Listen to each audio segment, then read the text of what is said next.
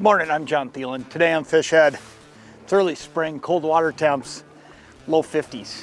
It's a little bit of a late spring this year, but this happens every single year. I mean, there's that point of the year where fishing's a little bit tough because that water's a little bit tough. And you know, smallmouth bass are one of the most notorious fish for being a little bit tough before they get up on their beds. But there's ways to catch them. And if you're like me and you just want to go out and catch fish and have fun catching them, what I'm going to show you today is a tactic you definitely want to try because it's a lot of fun and it catches a lot of bass. Stay right where you're at. Fish Head's coming up.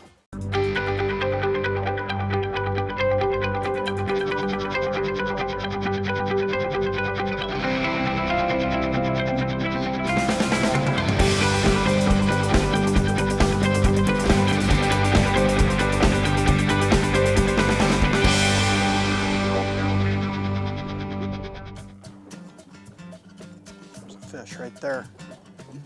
Look at that. Man, I'm just getting set up. Just set this pass up. Toss that out. Just turning the boat to get it going the direction I wanted it to go. And this fish hit it. Man, that's cool. That's called landing on a spot, I guess. I'll put a waypoint down there. That's gonna be the start of our run, or maybe kind of the middle, not the middle, but we'll come through there a little bit more prepared on the next pass. It feels like a pretty good one. You know, this is, in my opinion, one of the toughest times of year to catch a lot of fish, because what's happening is they're transitioning. You know, walleyes are transitioning off the shorelines and headed out deeper. Smallmouth, they're transitioning into the shorelines and starting to think about what they're gonna be doing soon in the spawn. This walleye here, he's bailing off the shorelines right now. But this is a time of the year where, you know, I'm actually thinking today I'm probably gonna catch more smallmouth than I am walleye. But I'll tell you this too, it's a really cool time of the year if you can get them dialed in. Because what you get from it is you get the ability, 19.5, great walleye right there. We'll get him back in the water. But you get the ability to catch fish that are going two different directions. But the neat thing about it is the depths we're fishing right now, they're feeding.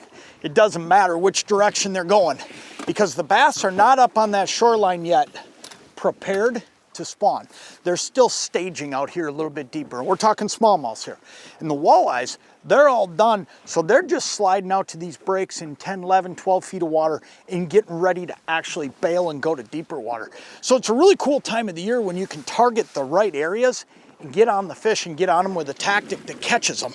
And that's what we're gonna talk about today, because I'll tell you what I'm doing here, this jig dragging tactic, it works for every species under the sun at this time of the year.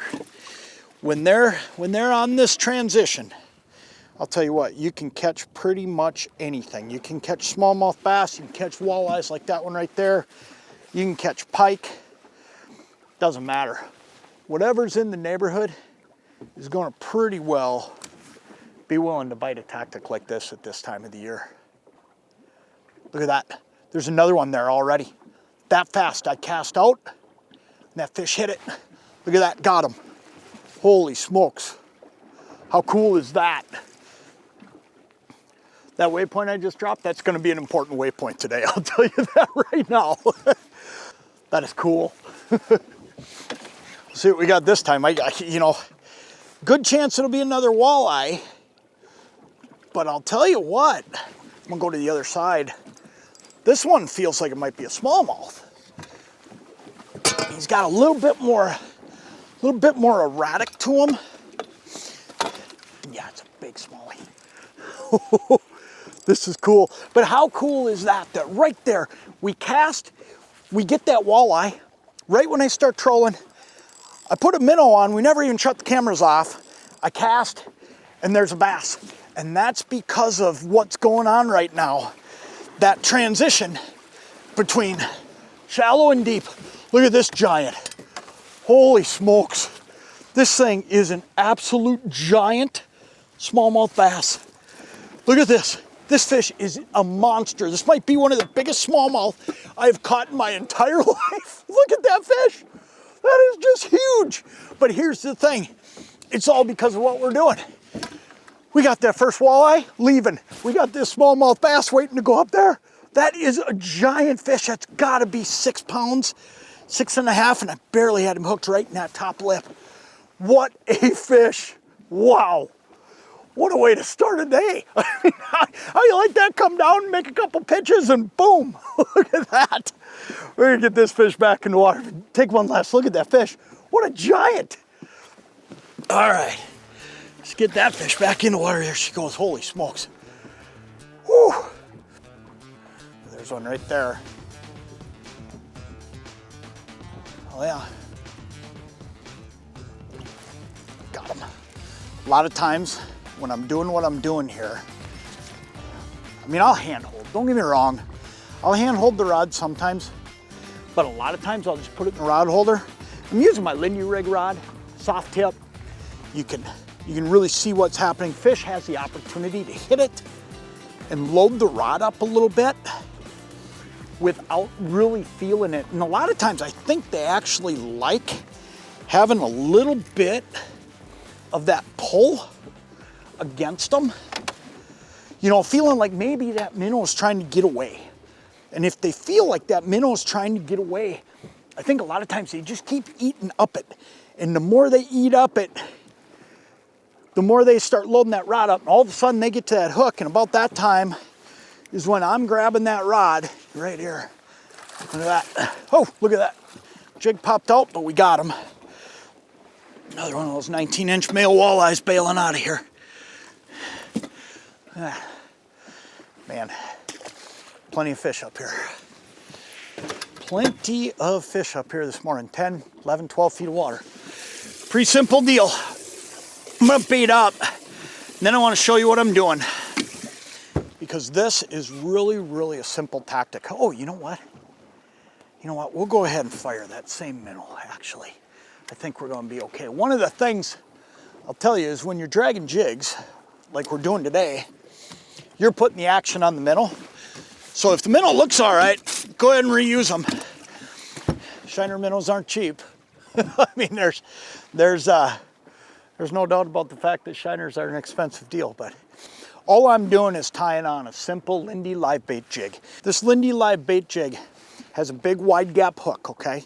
That big wide gap hook makes it so that I can hook that minnow right through the lips. And now here's the deal, I'm not killing that minnow. I'm not going through his skull. I'm going through the front end of his snout, his lips, and maybe a little bit into that bony nose area, but I'm not killing the minnow. I want him to be able to swim back there. But I'll tell you what, this is a great jig for that. Now here's the trick. There's two different sizes I'm gonna use in this situation when I'm fishing this depth of water. If I'm going as slow as I'm going here, and right now I'm cruising along at about 0.8, I'm gonna use a 16th. If I speed it up a little bit, if I find that the fish need a little bit more juice and I have to wind this thing up to, let's say I gotta wind it up to 1.1, 1.2, now I'm gonna go to this 1/8 ounce. If I find the fish in that 12 feet or deeper, I'm probably gonna go to this 1/8. If I'm gonna be shallower than that, I'm gonna go to this 16th. And it's a real simple deal. All I'm doing is casting it back there and just pulling it along. Now here's the other thing I wanna tell you though. I'm not dragging it on the bottom. If it starts dragging on the bottom, bring it up a couple cranks. You just wanna be close to the bottom. You want the fish to come flying up and attack it. That's a simple way to do it right here. Lindy Live Bait Jig, 1/8 or 16th ounce, either one of them. You're gonna be effective just depending on the depth of water you're in. And this jig is made to be able to pull bait like this.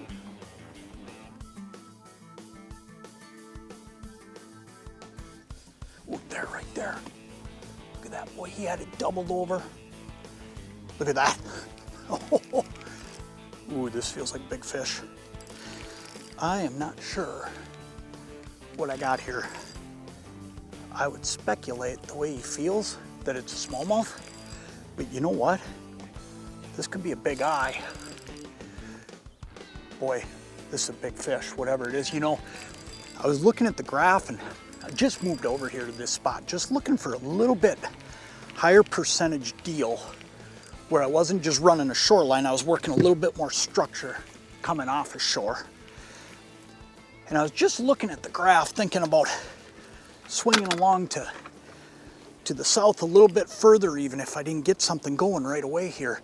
I turned back and this rod was just flexed, doubled over. Ooh, nice smallie. Wait till you see this one. This is cool.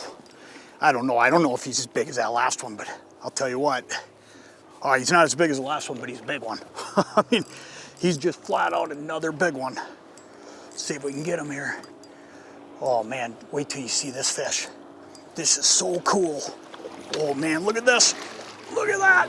Oh, that is a giant smallmouth.